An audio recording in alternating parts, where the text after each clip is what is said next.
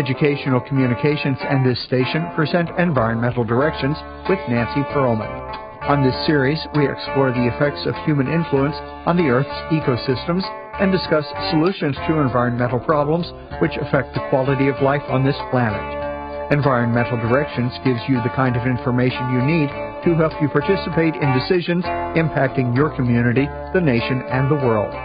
Now, here's your host, Nancy Pearlman. Hello. For the next half hour, we're going to be talking about how music can be shared to help us love the earth and to take action to preserve and protect it. With my guest, Joyce Rouse, otherwise known as Earth Mama. She is an internationally recognized composer, educator, and award-winning musician with her most recent album, Loving Kindness. Welcome. It's a pleasure to have you back on Environmental Directions. Thank you so much, Nancy. It's great to be with you again. I always enjoy listening to your music, your songs, because you have such a love of the earth, a compassion for the earth, and you share it in beautiful songs, which we're going to hear a little bit of throughout the program. But let us begin with why you use music to remind us that Earth Day is every day and that we must respect the earth, nature, and take a pledge to take care of it. Great question. Well, first of all, facts don't stick in our minds the way memorable things like music and storytelling and poetry and great artwork do. So when we can convey something of importance through a memorable means, I think that music is one of the best ways to do that, and certainly that's the language I use. It was my first language, actually, before I began speaking, and I've continued to create my own music and play and sing music from many other composers and songwriters. You advocate in a very beautiful way, not a strong push or statement, the importance of green living, taking advocacy to deal with the climate crisis, to stop deforestation, and you even touch on justice issues. You even have an album talking about women's suffrage. Yes, the longer I do this, the more that I see, and it's confirmed, as John Muir said, everything is connected. You can't identify one thing without finding that it's hitched to everything else in the universe. I would love to hear from some of your songs. I would love it if you'd share a little bit of Follow the Sun. This is a song that I wrote specifically for the International Solar Energy Association conference because it speaks to the power of remembering that solar energy is the source of everything on this planet, and we can live in greater harmony. We just follow the sun. Follow the sun, follow our nearest star, a wondrous gift from the universe, our purest power.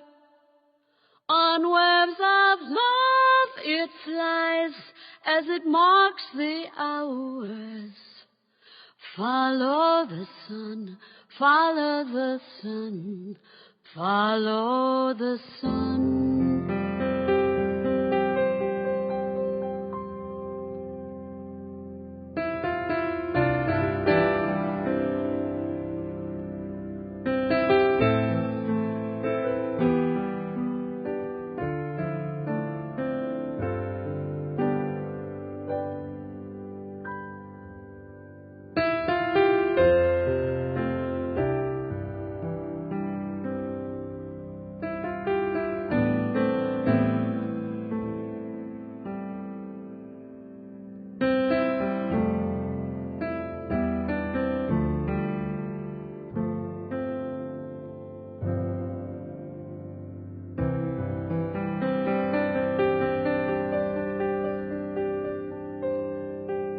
You have connected both the environmental issues with other social justice issues and peace issues and women's rights. They're all connected, aren't they? Yes, and they are so present right now at this time. It's so important to find new awareness every day. As long as you and I have been living ecologically and trying to do all of our living with integrity for the earth, I can still watch someone at a free market or a Goodwill store and learn about something I can reuse or change in my lifestyle. And we have just installed the newest addition to our solar array. This is the fourth time we've added on as we could afford to, and we think we are close to being carbon neutral. But it's all an effort and continuing learning and continuing to be excited about this new pathway we're on. I thoroughly enjoy your gorgeous music, your very lovely voice. You believe that there's no such place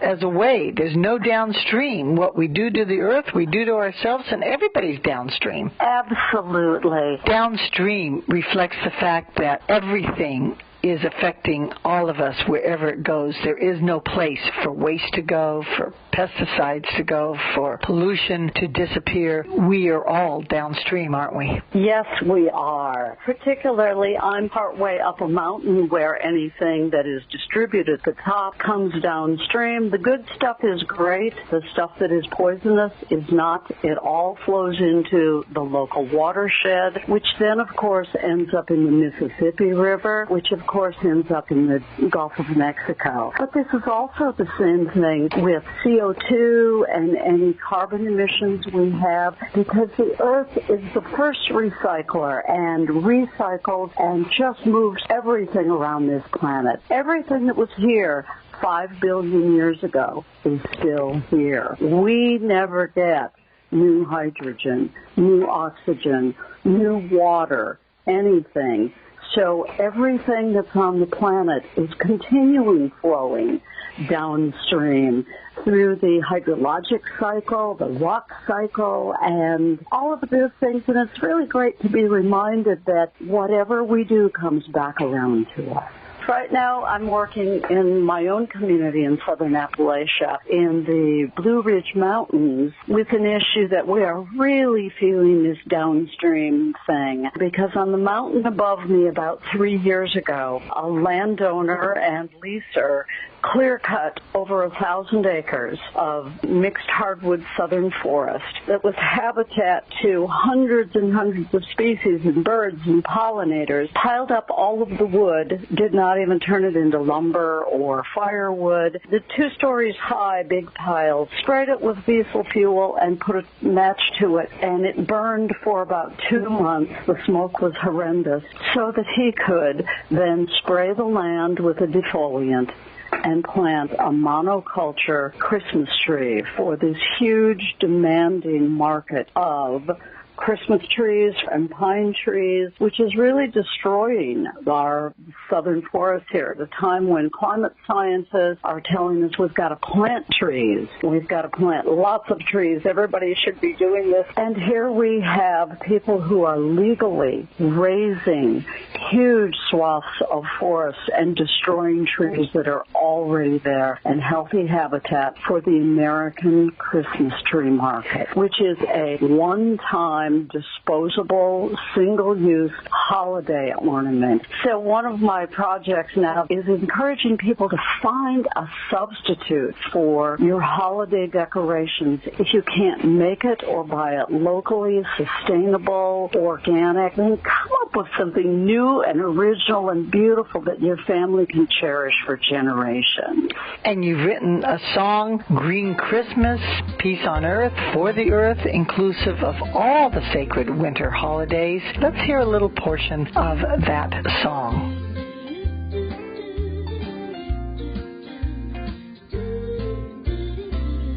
I wish you a green Christmas with boughs of holly and a wreath naturally, a little sprig of mistletoe to laugh about with Mr. Ho Ho Ho, and plenty of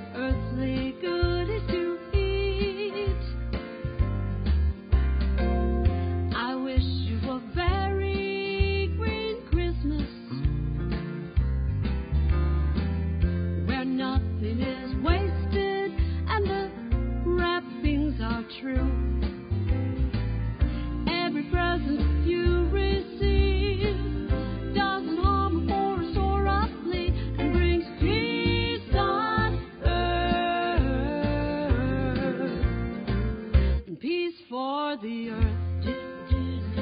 You do have one called Labyrinth, which you talk about how what goes around comes around? That's right. It's a journey of the evolution from my first eco songs, which I was invited to write to teach children about recycling back in the 90s, and what has happened since then. I really followed the universe's lead in telling me whether I should be doing folk music or prayers and blessings or holiday songs, or the Grassroots album is all about activism and making efforts for the earth. Under the rainbow, there's a lot more social justice there. There are so many thousands of wonderful labyrinths around the world now. You can find via the World Labyrinth site and walk those and participate in mindfulness. Each one I walk is a new journey, and it's very much like the cosmic journey, around and around through the universe. Another song of yours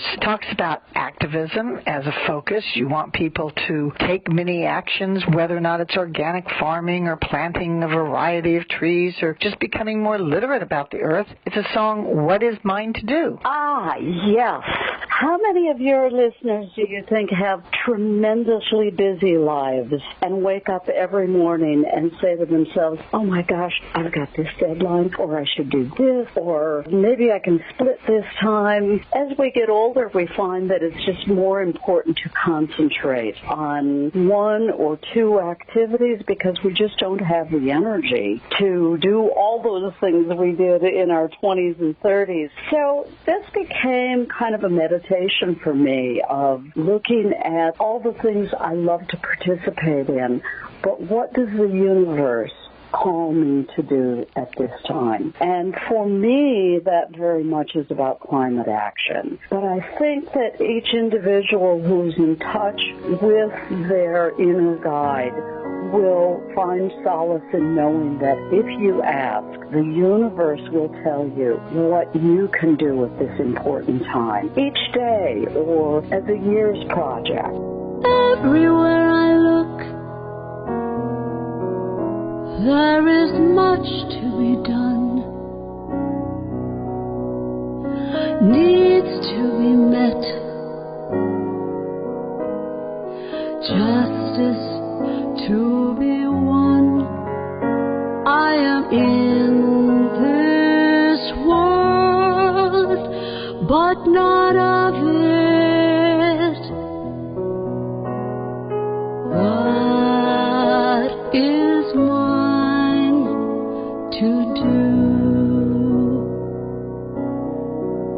Great reminder to take action, and we can't tackle everything that we would like to. We do have to focus. You have so many beautiful songs. I want to hear more of these pieces and more about the many projects that you are working on when we return in a moment with Earth Mama Joyce Rouse. Environmental Directions with Nancy Pearlman continues with further discussion of the world's critical ecological issues. For more information, you may call 310-559-9160 or go to www.ecoprojects.org. Now, here's Nancy. I'm speaking with Joyce Rouse, who is known as Earth Mama. You have done 14 albums, and they cover many connected themes: Love Large, Magnificent Healing, Under the Rainbow, Christmas Heart, Grassroots, Around the World with Earth Mama, Virginia Beauty, A Sense of Peace, Blessings of the Universe, Pay Attention. It was very difficult for me to choose which selections and portions to play, but you have focused, interestingly, with your home state, talking about the diversity and beauty of the Commonwealth of Virginia. And of course, every state in the United States and every country has provinces and states that have places of beauty and diversity that need protection. What is so special about Virginia? What a great question. Virginia has the mountains of the Blue Ridge and the Appalachian chain, and of course Northern Virginia, which is very urban, but incredible rivers, and of course of the coastal area and the seaways, the watermen in the Chesapeake Bay, or what they used to call the watermen, but people who make their living with the resources from the water. There's great diversity and beauty here, as there is in every state. Honestly, every species and every bit of nature is just one more facet of this absolutely sacred universe. And you keep reminding us about the need to live in an ecological manner, be sustainable, design our life with the earth in mind. Let's hear a short piece called Love by Design.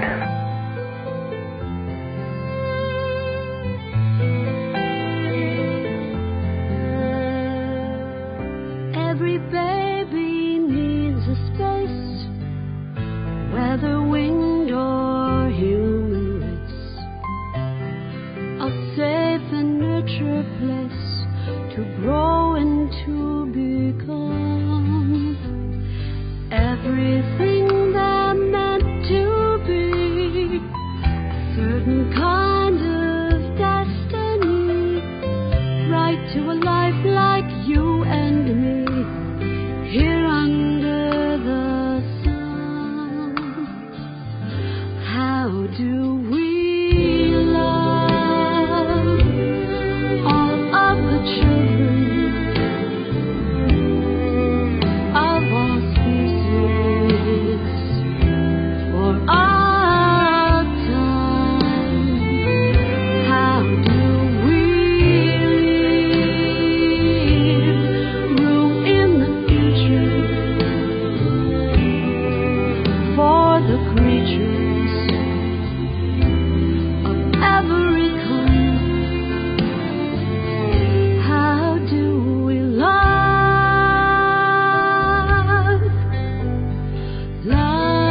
by design?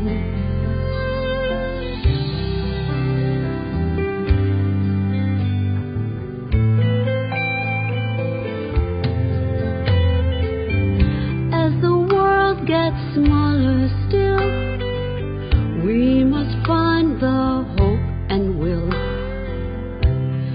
to share the world we build with children yet to come. Pristine air from skies above, crystal waters not used up. We'll paint our own picture of the peaceable kingdom.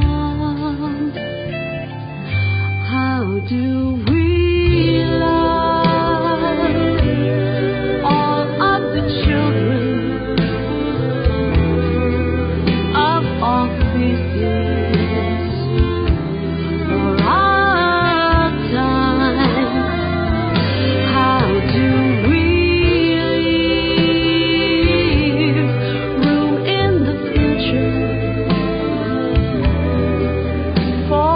creatures of every kind? How do we love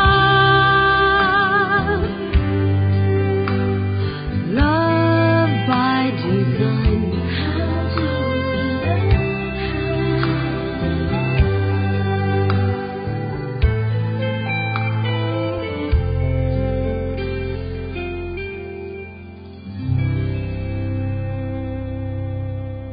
I'm so glad you chose this song. It really is a tribute to the godfather or the father of sustainable design, Dr. William McDonough, an architect who really caught onto this early on and inspired so many to get into ecological architecture and engineering, and it really is about showing our love for the earth by designing in a way that is compatible and is in community with the earth and the species and the way the sun moves. If we can only learn to follow the sun with the way we live, we can save immense amounts of energy.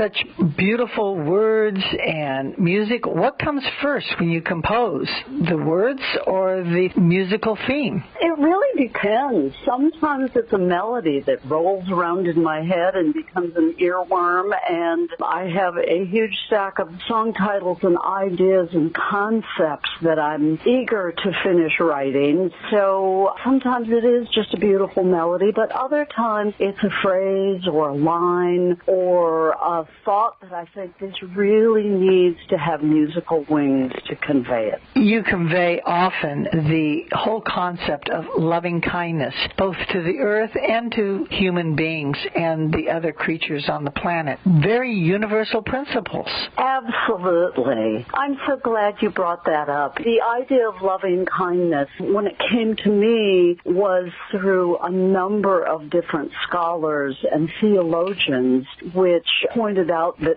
this version is from the original Buddhist metta prayer. But in every one of our ancient wisdom traditions, there is a version of this loving kindness prayer. So it too is very universal, and I adapted it musically so that it would work with melody. And the only thing I added was a verse for the earth, which I had never heard before. But I think the earth needs our loving kindness more than any other being at this point.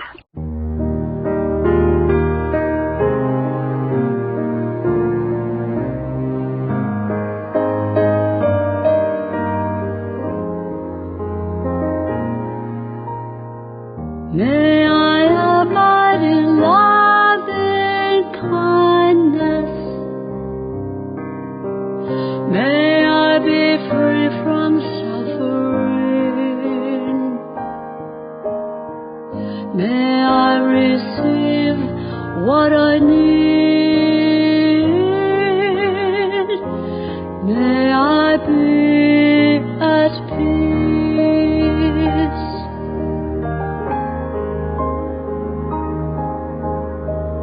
May you abide in love and kindness. May you be free from suffering. May you receive what you need. May you be at peace.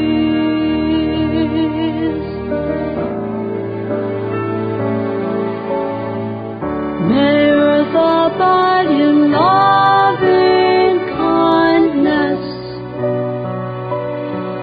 May earth be free from suffering.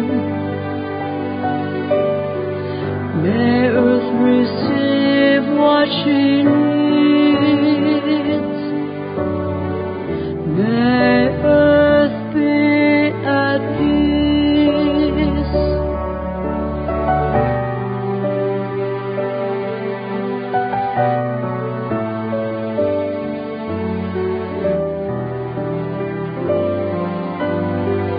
May all abide in loving kindness.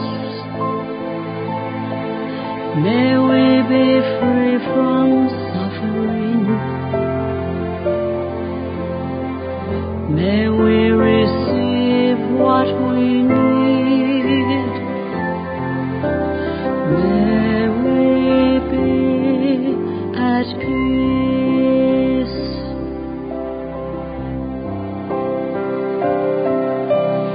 May all be at peace.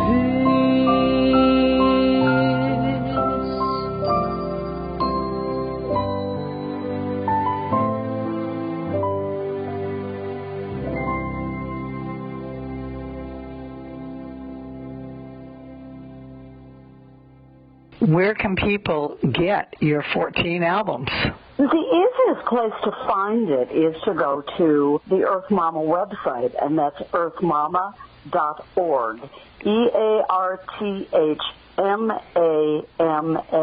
www.earthmama.org for organic, of course. And there you can find all the different streaming sites, or if you stream your music from a service, just look for Earth Mama Music and you should be able to find all the music there. Some people still prefer the better sound that you get from a CD rather than from streaming, and all those CDs are available at my website and some other places, but the website's a great place to start. There's another website that you want people to go to. What would they learn by going to preservegrayson.com? Oh, thank you. That is the site that gives more information about the damage that the industrial Christmas tree industry is doing in our part of the country. And I know this is also on a big issue on the West Coast and in the growing regions of the Pacific Northwest. And there actually are a few states that have started a certification for sustainable growing of Christmas trees.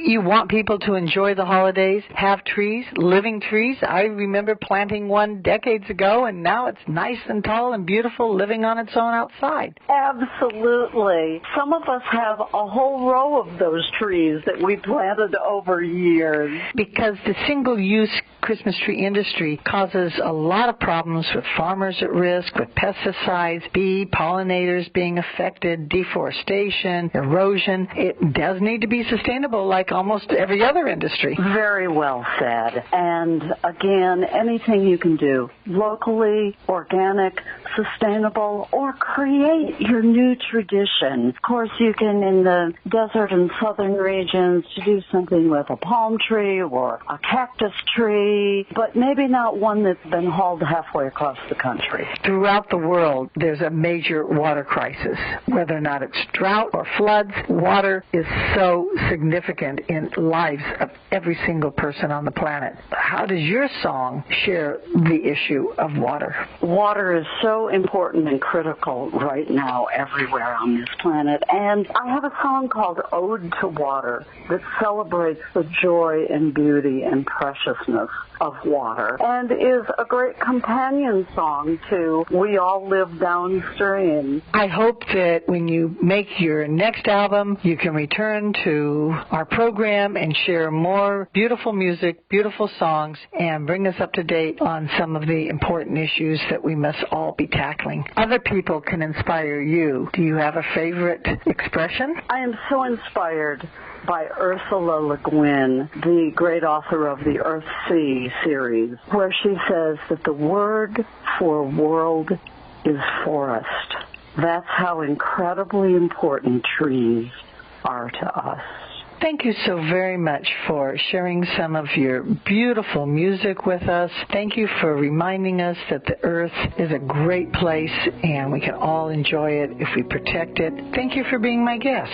Oh, thank you so much, Nancy. And I would like to thank your listeners, too, for continuing to listen and learn new ideas and see new actions that they can take when they hear a new speaker or when they're listening to your show, and get a terrific new idea about another way we can live with more integrity for the earth. Certainly. Everywhere I look, there is much to be done. Needs to be met. Justice to be won. I am in this world for a reason. What is mine to do?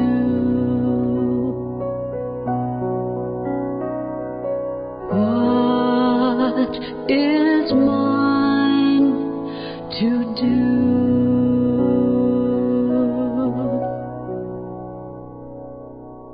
I have been speaking with Joyce Rouse, or otherwise known as Earth Mama. an internationally recognized composer, educator, and award-winning musician. I'm Nancy Pearlman. Thank you very much for joining us, and do tune in again next week. If you would like free information about these environmental issues, go to www.ecoprojects.org or call 310-559-9160. Environmental Directions with your host, Nancy Pearlman, is a community affairs program of the nonprofit organization Educational Communications and this station.